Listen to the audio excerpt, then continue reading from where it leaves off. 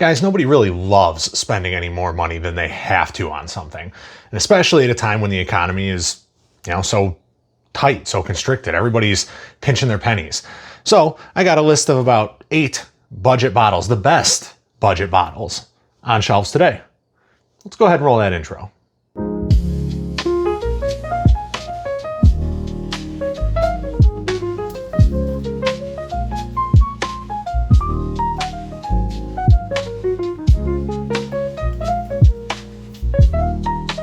Hey guys, welcome back to T-Rod Whiskey, the internet's most okayest whiskey review channel. I am, of course, your host, T-Rod, and if you've never been here before, welcome to the land of the undiscovered. This is going to be something brilliant and wonderful for you.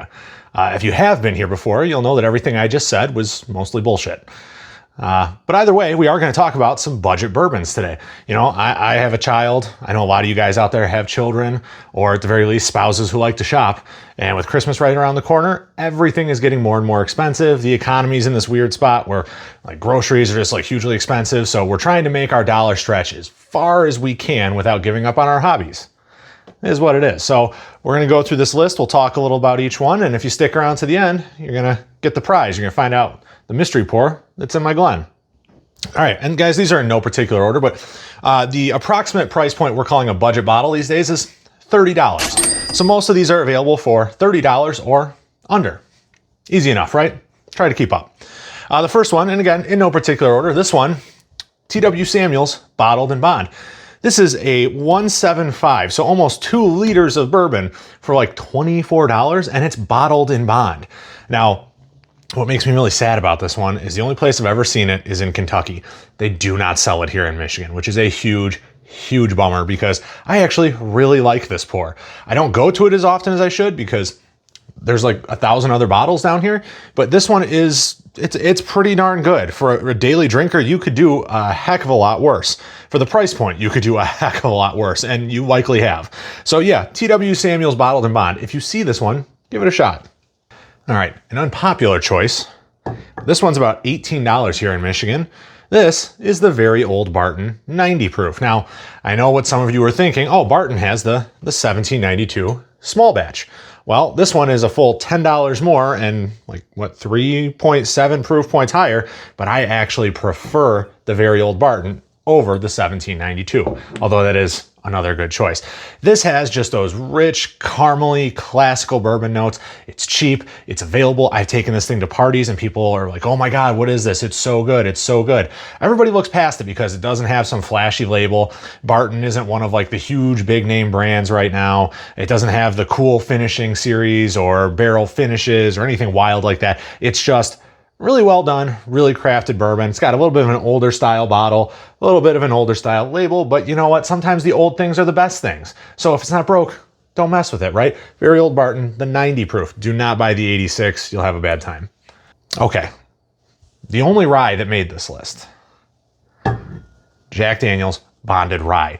For years, Jack Daniel's stayed out of the rye game. Wasn't their jam, which is fine, but now they're in it, and boy, are they in it. At $27, this is an absolutely fantastic, spicy, menthol-y rye that is available. It's on shelves just about anywhere. It falls within our price point. It's got a great-looking label, 100 proof, bottled in bond. I mean, get you some of that, man. What better can you do for less than $30 than a Jack Daniel's rye?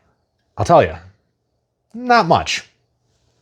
An old stalwart of these types of lists, Wild Turkey 101. I realize there's an 8-year-old age-stated variant out there, and that's cool, that's fine. I have one, I like it a lot. But the regular blend of Wild Turkey 101 is just near impossible to beat. And I think the price crept up on these a little bit. They're $27 now, but they're still so good. If you can find the older stuff, the Austin Nichols Wild Turkey 101s, buy those. Those are the real good ones. Maybe the 81 or the 101. I mean, honestly, whatever it is, if it says Austin Nichols on it, you just need to grab that off the shelf and take it home because that's going to be a damn fine pour. But this stuff, the regular shelf bottles, Wild Turkey has figured out how to make an extremely good bourbon. This one, no exception. 101 proof, under $30. Bright, spicy, woody fruit notes. I mean, it's great. Love these. Always have them in the basement. Can't go wrong. Next up, JTS Brown, bottled and bond, 100 proof. Heaven Hill, you know, a lot of those classical bourbon notes, a lot of darker, more, I guess, fruity, bright fruity notes. I don't know. It's difficult to explain this one for me because I do get a little bit of like a red fruit. It's like a darker red fruit, but then I also get like the oak and the brown sugars and a little bit of butterscotch.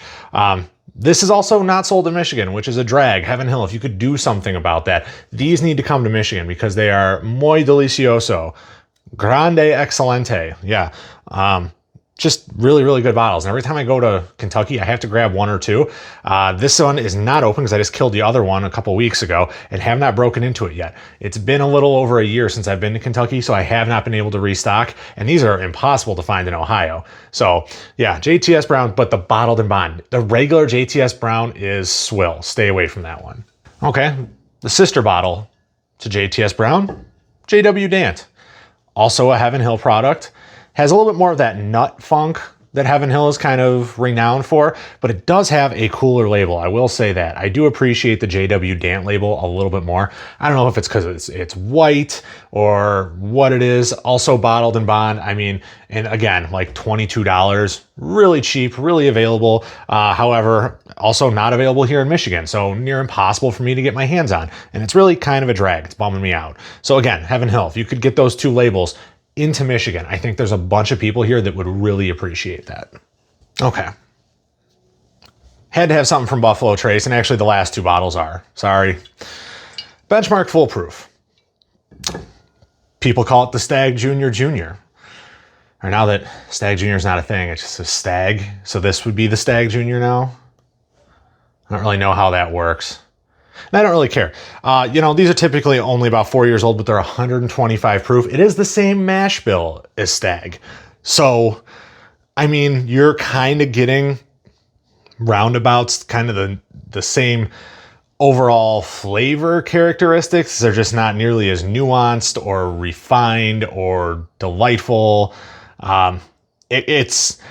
It's like driving a Corolla when you really want a Corvette. They're both going to get you to the place you want to go, but you're going to enjoy the trip a hell of a lot more in one versus the other. These are like $20 and they finally made their way to Michigan. The whole Benchmark lineup, before we just used to have McAfee's like old number 8 Benchmark, the full proofs, the single barrels, the single ricks, whatever they're calling them. They're all great. The top floor, never tried it, but I'm sure it's great. But the full proof, I have like 3 or 4 of these things from when they weren't here in Michigan, and they're delightful. I reach for these a lot. I've killed a couple of them. When you want that high proof pour, but you don't want to spend like high proof pour money, this is what I reach for.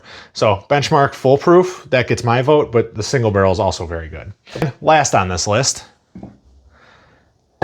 Ancient Age 10-star. Now this is my go-to Blanton's replacement for a couple different reasons.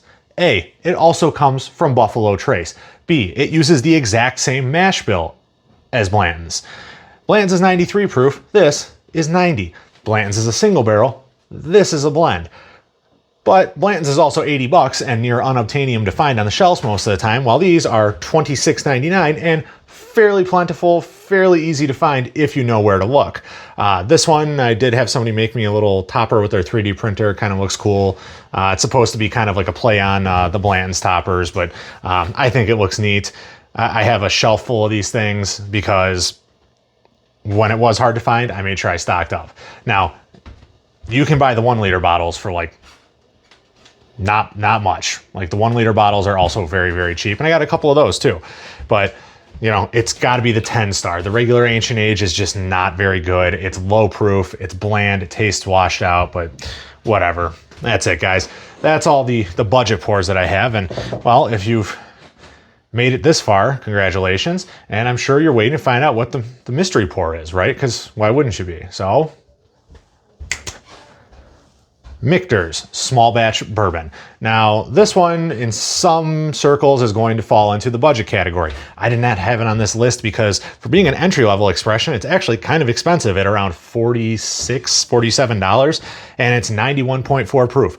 Most of Michter stuff is lower proof. Even the 10-year-olds and the 25-year-olds and whatever, those are all low proof, but they make their whiskey a little bit different than everybody else. They have a very low barrel entry proof. So what evaporates is more water, and you end up getting a fuller tasting whiskey at a lower proof point, which is kind of cool. I appreciate that.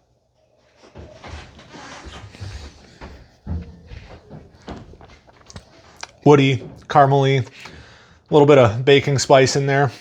Simple, not overstated, just an enjoyable pour. You're just looking for something casual, this guy will do it.